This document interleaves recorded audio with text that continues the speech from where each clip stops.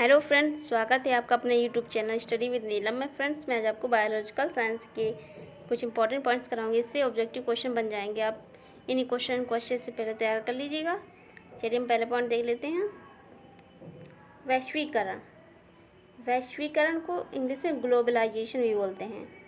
वैश्वीकरण वह प्रक्रिया है जिसमें सीमा पार आर्थिक, राजनीतिक और सामाजिक सांस्कृतिक संबंधों को स्थापित करने और बनाए रखने में भौगोलिक दूरी का कोई महत्व नहीं रह जाता है।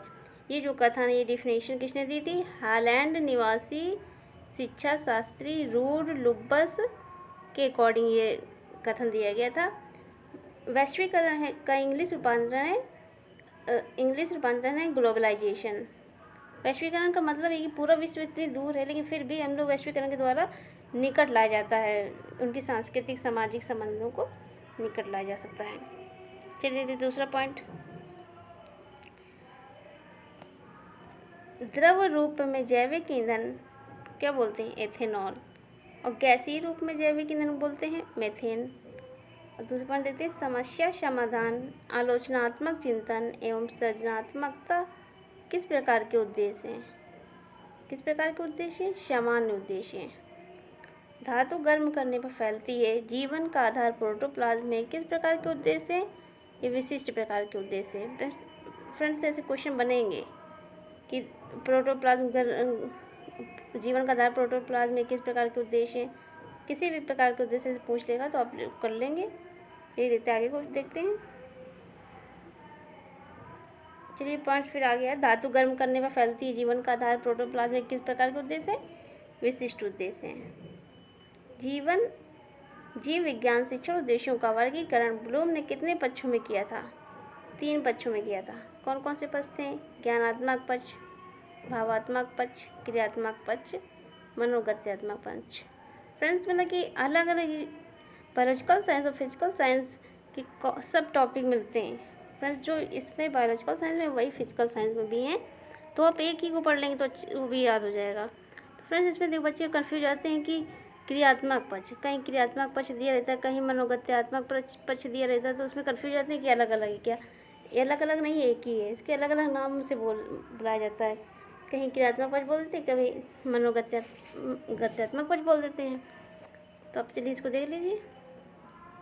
चलिए देख लेते कौन कौन से वैज्ञानिक ने क्या क्या दिया। ज्ञानात्मक पक्ष ब्लूम ने दिया था 1956 में। भावात्मक पक्ष ब्लूम, कर्तनाल, मसीहा ने 1964 में दिया। मनोगत्यात्मक पक्ष सिम्पसन ने 1969 में दिया था। चलिए आगे देखते हैं। फ्रेंड्स, ये ज्ञानात्मक उद्देश्यों का संबंध किनसे है? इसे कुछ थ्योरेटिकल टाइप में ऐसे क्वेश्चन पूछ लेते हैं जो फ्रेंड्स समझने में बहुत कठिन लगते हैं। जैसे ज्ञानात्मक उद्देश्यों का संबंध किससे होता है? ज्ञान किस में होता है? बौद्धिक से होता है। बौद्धिक से होता है। किससे होता है? बुद्धि से होता है। सूचनाओं, ज्ञान, तथ्यों की जानकारी से। ज्ञानात्मक उद्देश्य का संबंध होगा जैसे मतलब कोई चीज़ को हम पहले किसी चीज़ को जानते हैं कि हाँ वो चीज़ है, उस चीज़ के बस नाम जानते हैं, उसके बारे में और कुछ हमें जानकारी नहीं है, बस उसको हम लोग के दिमाग में होता है कि हाँ ये चीज़ है। ये हो जाता है सूचनाओं, ज्ञान, तथ्यों की जानकारी से। अब भावात्मक पक्ष क्या होता है? भाव होता है। भाव क्या होता है? भाव कैसी होती है? रुचि होती है, अभिव्यक्तियाँ होती हैं, मूल्यों के विकास से होता है। क्रियात्मक पक्ष, क्रियात्मक मतलब काम करने के उद्देश्य से होता है, जैसे शारीरिक क्रियाओं के प्रशिक्षण तथा कौशल के विकास से होता है क्रियात्मक पक्ष। ब्लूम की बुक, बीएस ब्लूम इनकी बुक थी ज्ञानात्मक शैक्षिक उद्देश्यों का वर्गीकरण। ये बुक का नाम है। ये बुक का नाम आ सकता है कि ये बुक किसकी है? तो ये ब्लूम की बुक है।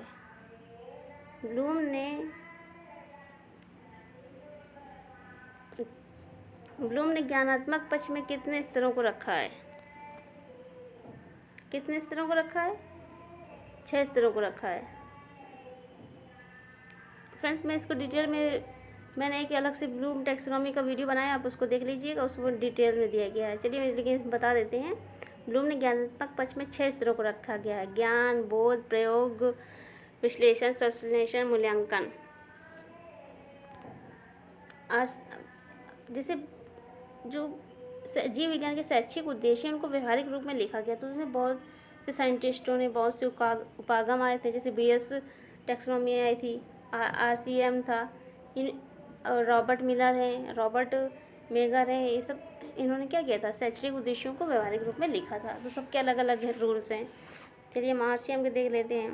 RCM का पहले फुल फॉर्म इम्पॉर्टेंट है, regional college of education Mysore. RCM में ज्ञानात्मक पक्ष के कितने स्तर हैं? जैसे ज्ञानात्मक पक्ष में ब्लूम ने 6 स्तर दिए थे और RCM ने क्या किया था, उसमें 4 स्तर दिए थे, ज्ञान, बोध, प्रयोग, सृजनात्मक। इन्होंने चौथा पॉइंट था सृजनात्मक। पूछ लेते क्वेश्चन कि RCM में कौन कौन से थे, और क्वेश्चन बन के भी आ सकता है कि कौन सा पक्ष RCM का है, RCM में नहीं था। मतलब आप एक पॉइंट से मतलब बहुत से क्वेश्चन बना सकते हैं, इसलिए आप इतने विकल्प बनाना बहुत मुश्किल होता है फ्रेंड्स। जैसे कि एक टॉपिक मतलब कि ऑब्जेक्टिव क्वेश्चंस को हैंड राइटिंग लिखना बहुत ही मुश्किल होता है कि उसके 4 पॉइंट्स डालो, तो आप एक ही लाइन को पढ़ लीजिए और इससे बहुत सारे क्वेश्चन बन जाएंगे। चलिए देखते हैं आगे क्या है। RCM में ज्ञानात्मक पक्ष के कितने स्तर हैं? RCM में ज्ञानात्मक पक्ष के कितने स्तर हैं? 4 स्तर हैं। 4 स्तर हैं, ज्ञान, बोध, प्रयोग, सृजनात्मक। और फिर जो RCM का जो सृजनात्मक था उसमें 3 थे, 3 ही मानसिक क्रियाएं, विश्लेषण, संश्लेषण, मूल्यांकन। फ्रेंड्स क्या होता, BS ब्लूम ने जो वो तो दिए थे, मतलब 3 तो दिया ही था, ज्ञान, बोध, प्रयोग, और विश्लेषण, संश्लेषण, मूल्यांकन, ये सब ब्लूम के ही हैं। लेकिन उन्होंने क्या किया, RCM ने क्या किया था, ज्ञान, बोध, प्रयोग को 3 अलग पॉइंट रखे थे, चौथे पॉइंट में सृजनात्मक ले लिया था, उनके 3 मानसिक क्रियाओं को जोड़ लिया था। तो इससे एक क्वेश्चन बन सकता है कि RCM में सृजनात्मक में कितनी मानसिक क्रियाएं कौन कौन सी हैं, तो आप ये टिक करेंगे, विश्लेषण, संश्लेषण, मूल्यांकन। ये है RCM किसके द्वारा विकसित किया गया था? RCM के डॉक्टर, RCM जो मैसूर कॉलेज था, डॉक्टर दुबे द्वारा 1967 में। RCM में किस प्रकार पर बल दिया गया? प्रक्रिया पर बल दिया गया। RCM में किस पर बल दिया गया? मानसिक क्रियाओं पर। फ्रेंड्स जैसे जैसे ये ऑब्जेक्टिव आया उसी हिसाब से टिक कर लीजिएगा, ये अलग अलग ही आएगा। क्वेश्चन तो लग रहा है एक है, लेकिन मतलब इसके अलग अलग ही हैं जिस पर जैसे आए।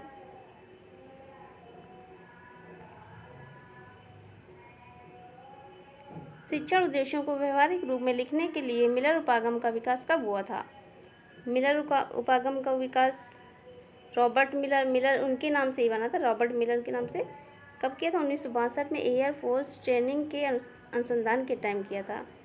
रॉबर्ट मिलर के अनुसार किसी भी उद्देश्य को व्यवहारिक रूप में लिखने के लिए कितने तत्वों का होना आवश्यक है? तो 3 तत्वों का होना आवश्यक है, संकेत या उद्दीपक, प्रेरक उद्दीपक, क्रियाशीलता एक्टिवेशन बोलते हैं, या फिर रिस्पॉन्स अनुक्रिया, पृष्ठपोषण या प्रतिपुष्टि फीडबैक। चलते आगे देखते हैं। एक पॉइंट छोटा सा ये है, रॉबर्ट मिलर ने किस पक्ष के लिए उद्देश्यों को लिखा? रॉबर्ट मिलर ने किस पक्ष के लिए उद्देश्यों को लिखा था? 3 पक्ष थे, ज्ञानात्मक, भावात्मक और क्रियात्मक। तो इन्होंने किस पक्ष पर लिखा था? मनोगत्यात्मक या क्रियात्मक पक्ष पर लिखा था। ये क्वेश्चन बन सकता है। चलिए देखते आगे। देखिए जब ये उपागम आ रहे हैं, सब शैक्षिक उद्देश्यों को व्यवहारिक रूप में लिखने के लिए था, सब अपना अपना रूल्स दे रहे थे। जैसे देखिए NCERT अप्रोच, ये कैसी है NCERT? प्रोफेसर, इसके निर्माता कौन थे? Professor HR Srivastava and JP Suri. NCERT उपागम में शिक्षण लक्ष्यों के ज्ञानात्मक पक्ष में विशेष कितने स्तर अपनाए गए थे? 3 स्तर। NCERT उपागम में शिक्षण लक्ष्यों के ज्ञानात्मक पक्ष में कितने स्तर अपनाए गए थे? 3, ज्ञान, बोध, अनुप्रयोग। वर्तमान समय में पाठ नियोजन में किन्हें लिखने पर जोर दिया गया है? ज्ञान पर, बोध पर, अनुप्रयोग पर, कौशल, रुचि, अभिवृत्ति। फ्रेंड्स यह क्वेश्चन बन सकता है कि वर्तमान समय में पाठ नियोजन के लिए किन्हें लिखने पर जोर दिया गया है, किन्हें लिखने पर जोर नहीं दिया गया। आप इतने पॉइंट याद कर लीजिएगा तो पता चल जाएगा, आपको ऑप्शन के हिसाब से ठीक हो जाएगा। मेगर योजना, ये रॉबर्ट मेगर ने दी थी। मेगर योजना किसने दी? रॉबर्ट मेगर ने दी थी। रॉबर्ट मेगर ने किस क्षेत्र में उद्देश्यों को व्यवहारिक रूप में लिखने का प्रयास किया था? किस क्षेत्र में किया था? अभिक्रमिक अनुदेशन, प्रोग्राम्ड इंस्ट्रक्शन। रॉबर्ट मेगर ने किस पक्ष में दिया था? पक्ष तो है ज्ञानात्मक, भावात्मक, क्रियात्मक। तो इन्होंने रॉबर्ट मेगर ने किस पक्ष पर दिया था? ज्ञानात्मक पक्ष पर दिया था। वेरी इंपॉर्टेंट क्वेश्चन फ्रेंड्स, इससे क्वेश्चन बन सकता है। चलिए देखते हैं। चलिए क्वेश्चन तो उस पेज पर था, चलिए पढ़ लेते एक बार। रॉबर्ट मेगर ने किस पक्ष में शैक्षिक उद्देश्यों को व्यवहारिक रूप में लिखने पर जोर दिया? ज्ञानात्मक पक्ष में। रॉबर्ट मेगर विधि किस पर बेस्ड है? ब्लूम टैक्सोनॉमी पर बेस्ड है। रॉबर्ट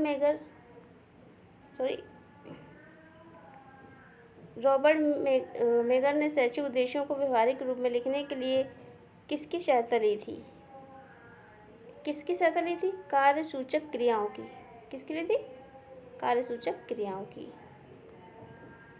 फ्रेंड्स इससे बहुत क्वेश्चन बन सकते हैं, आप ये इसको जरूर पढ़ लीजिएगा। शैक्षिक उद्देश्य और अनुदेशात्मक उद्देश्यों में क्या अंतर है? चलिए देख लेते पहला पॉइंट क्या है। इनका निर्धारण दर्शन द्वारा होता है। देखिए फ्रेंड्स, मैंने इसको हाईलाइट किया हुआ है, तो ये मेन ही पॉइंट है। इनका निर्धारण दर्शन द्वारा होता है, ये मनोवैज्ञानिक द्वारा होता है, ये व्यापक है। शैक्षिक उद्देश्य क्या है? व्यापक है। व्यापक है मतलब बहुत जगह फैले हुए, तो सीमित बोलेंगे इनको। ये विशिष्ट है, विशिष्ट होते हैं तो सीमित ही होते हैं। ये सामान्य कथन, ये नॉर्मल कथन है, नॉर्मल। ये सामान्य कथन है, ये विशिष्ट कथन है, निश्चित कथन है। इनका क्षेत्र व्यापक है, ये सीमित है, विशिष्ट हैं। विशिष्ट होते हैं तो सीमित होते हैं। इनकी प्राप्ति के लिए संपूर्ण विद्यालय, समाज, राष्ट्र उत्तरदायी है। इनमें शिक्षक और विषय वस्तु उत्तरदायी होता है। इसका फ्रेंड्स इसका क्वेश्चन बनेगा कि कौन से उद्देश्यों की प्राप्ति के लिए विद्यालय, समाज, राष्ट्र उत्तरदायी होता है। तो उसी हिसाब से आप इसको टिक कर लीजिए जैसे क्वेश्चन आए। चलिए दीदी वाला, इनमें आदर्शवादिता होती है। इसमें क्या होती है? आदर्शवादिता होती है। इनमें क्या होती है? व्यवहारिकता होती है। इनको प्राप्त कर सकते हैं, इनकी प्राप्ति भी संभव है। फ्रेंड्स आप इनको याद करिए, इससे क्वेश्चन बन जाएगा। चलिए देखते हैं और फ्रेंड्स, ये विज्ञान पर कुछ पॉइंट्स दिए गए हैं। विज्ञान का नेचर, प्रकृति कैसी है। विज्ञान का आधार प्रत्यक्ष सत्य है। विज्ञान का मेन पॉइंट क्या है? वो सत्य की खोज। विज्ञान क्या करता है? सत्य की खोज करता है। प्रत्यक्ष सत्य है। विज्ञान तथ्यों का विश्लेषण करता है। वैज्ञानिक विचारधारा के लिए परिकल्पना आवश्यक है। जो वैज्ञानिक क्या करते हैं? अपनी हाइपोथेसिस देते हैं, मतलब परिकल्पना प्रस्तुत करते हैं कि ऐसे हो सकता है, ऐसा होगा, मतलब तभी हिसाब से वो लोग अपना खोज कर सकते हैं। विज्ञान पक्षपात रहित होता है। विज्ञान पक्षपात रहित होता है, वो सत्य की खोज करता है, बस जो सत्य है वही सही है, पक्षपात रहित है। विज्ञान वस्तुनिष्ठ मानकों पर निर्भर करता है। हाँ, विज्ञान परिमाणवाची है। क्या देते हैं? आधुनिक जीवन में विज्ञान की भूमिका। आधुनिक जीवन में विज्ञान की भूमिका क्या है? बहुत सी है जी विज्ञान की भूमिका, अलग अलग क्षेत्रों में है। चिकित्सा के क्षेत्र में, बहुत से क्षेत्रों में है। तो मैंने एक वीडियो बनाया हुआ है, उसमें कौन कौन सी भूमिका है, कौन कौन सा जॉब है, वर्क है। आप पहले एक वीडियो पढ़ लीजिएगा तो फ्रेंड्स उससे आपको काफ़ी हेल्प मिल जाएगी। कृषि क्षेत्र में डॉक्टर वीपी पाल, स्वामीनाथन, MS स्वामीनाथन बहुत इंपॉर्टेंट है। हरित क्रांति के जनक हैं भारत में। बोरलॉग थे हरित क्रांति के जनक हैं, ये पूरे विश्व के जनक। नॉर्मल पूछा जाता है हरित क्रांति के जनक तो बोरलॉग होते हैं, अगर जनक भारत में पूछा जाए तो स्वामीनाथन होते हैं। रक्षा के क्षेत्र में जीव विज्ञान का बहुत ही महत्वपूर्ण स्थान रहा है। पृथ्वी, आकाश, त्रिशूल, नाग, अग्नि, मिसाइल्स, अर्जुन टैंक आदि बने। इससे क्या होता है? हमारे देश की रक्षा शक्ति बढ़ती है। चलिए देखते हैं और फ्रेंड्स कुछ भारतीय वैज्ञानिक मैंने बता लिए हैं। चलिए देखते हैं, पहला देख लेते हैं कौन है। Doctor Hargobind Khorana. Doctor Hargobind Khorana. Friends इसमें मैंने इम्पोर्टेंट पॉइंट्स लिया, ज़्यादा इन डिटेल में नहीं दिया गया है। जैसे हरगोविंद खुराना जी का जन्म कहाँ हुआ था? 9 जनवरी 1922 में हुआ था। और मृत्यु कब हुई थी? 9 नवंबर 2011 में हुई थी। और प्रसिद्ध किस फील्ड में प्रसिद्ध हुए थे? प्रोटीन सिंथेसिस की थी इन्होंने। क्या? Protein synthesis. न्यूक्लियोटाइड का प्रदर्शन किया था। मेन जी तो इनको नोबेल प्राइज़ मिला था। कब मिला था? 1968 में मिला था। किस लिए मिला था? इन्होंने न्यूक्लिक अम्ल का संश्लेषण किया था। न्यूक्लियोटाइड थे, उनको एक सीक्वेंस में जोड़ दिया था। किस क्षेत्र के थे ये? मॉलिक्यूलर बायोलॉजिस्ट थे। चलिए देखते हैं आगे। जगदीश चंद्र बोस। जगदीश चंद्र बोस को फ्रेंड्स सब तो जानते ही हैं, वो बचपन से साइंटिस्ट को पढ़ते आ रहे हैं। जगदीश चंद्र बोस थे, इन्होंने तो पौधों में जीवन होता है इसकी खोज की थी। जन्म कब हुआ था? 30 नवंबर 1858 में। मृत्यु 23 नवंबर 1937 में। प्रसिद्ध कब हुए थे? किस लिए? मिलीमीटर तरंगों की खोज की थी। रेडियो क्रेस्कोग्राफ की खोज का आविष्कार किया था।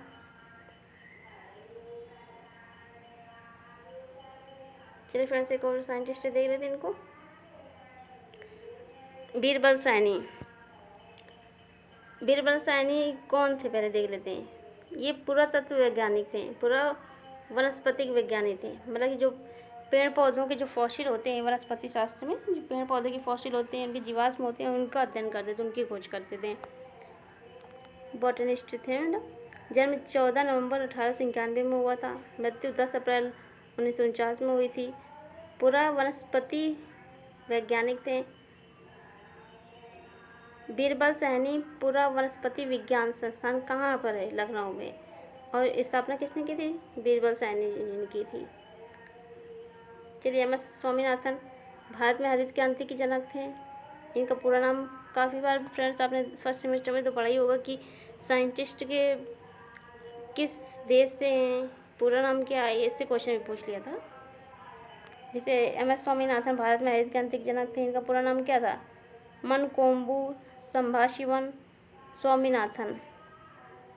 जन्म कब हुआ था? 7 अगस्त 1925 में हुआ था, कुंभकोणम में। फ्रेंड्स मैंने अभी इतने में इसमें कुछ ही वैज्ञानिकों को लिया गया। फ्रेंड्स आप और भी वैज्ञानिक मतलब कि आप जो पढ़ रहे होंगे इजी नोट्स से या किसी से पढ़ रहे होंगे तो आप उनको भी सर्च कर लीजिएगा, डॉक्टर अब्दुल कलाम, क्योंकि वो भी बहुत इंपॉर्टेंट हैं। उसको मैंने लिया नहीं है फ्रेंड्स आपको ये वीडियो पसंद आया तो वीडियो को लाइक कीजिए, चैनल को सब्सक्राइब कीजिए, कमेंट्स कीजिए, शेयर कीजिए। फ्रेंड्स ये बहुत ही इंपॉर्टेंट वीडियो फ्रेंड्स, आप एक बार इसको पढ़ लीजिए। और इससे पहले मैंने एक और पूरी बायोलॉजी के नोट्स बनाए थे हैंड रिटन, तो आप उनको भी पढ़ लीजिए। Thank you friends.